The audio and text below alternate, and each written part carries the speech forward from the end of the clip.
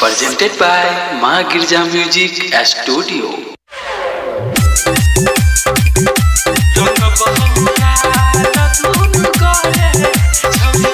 Music director DJ Nitish Mangra Nawada. तोरा ससुरा होता चाहे लफड़ा होली खेलबा तोरा जोरे छौरी भोरे भोरे तोरा ससुरा होता चाहे लफड़ा होली खेलबा तोरा जोरे छौरी भोरे भोरे के छौरी भोरे भोरे रंग बहू गाल दुनु गरे छौरी भोरे भोरे रंग बहु समान तोहरा गोरे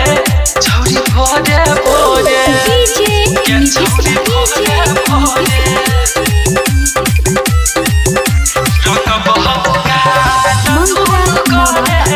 छौरी भोरे भोरे। माँ गिरजा रिकॉर्डिंग स्टूडियो फुलहर। चाहे घरे हो तो सैया चाहे ससुर गे रंग बहु बदन छौरी हम भरपूर गे चाहे घरे हो तो सैया चाहे ससुर गे रंग बहु बदन छौरी हम भरपूर गे छोड़बौ नहीं आई तोरा धरबौ पकड़ खौ डालबौ रंग पिचकारी में भर को छोड़बौ नहीं आई तोरा धरबौ पकड़ खौ डालबौ रंग पिचकारी में भर को डीजे लेके यही बाऊ गाना बजाइबौ संगे नचाइबौ तोरे छौरी भोरे भोरे के छौरी भोरे भोरे रंग बहू गाल दुनु गरे छौरी भोरे भोरे रंग बहु समान तोहरा गोरे छौरी भोरे भोरे के छौरी भोरे भोरे रंग बहु गाल दुनु गरे छौरी भोरे भोरे। अखन अहाँ सब सुन रहल छी फुलहर से माँ गिरजा म्यूजिक के प्रस्तुति। अजित गिरी चंदन के मान छौरी बात गे मौका छै होलिया में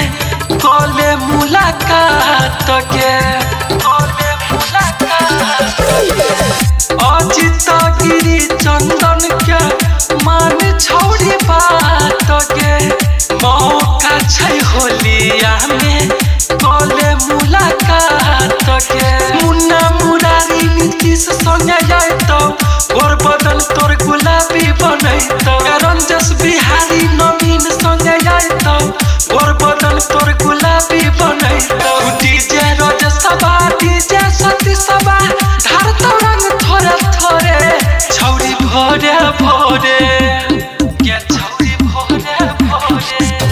रंग बहू गाल दुनु गरे छौरी भोरे भोरे रंग बहु समान तोहरा गोरे छौरी भोरे भोरे।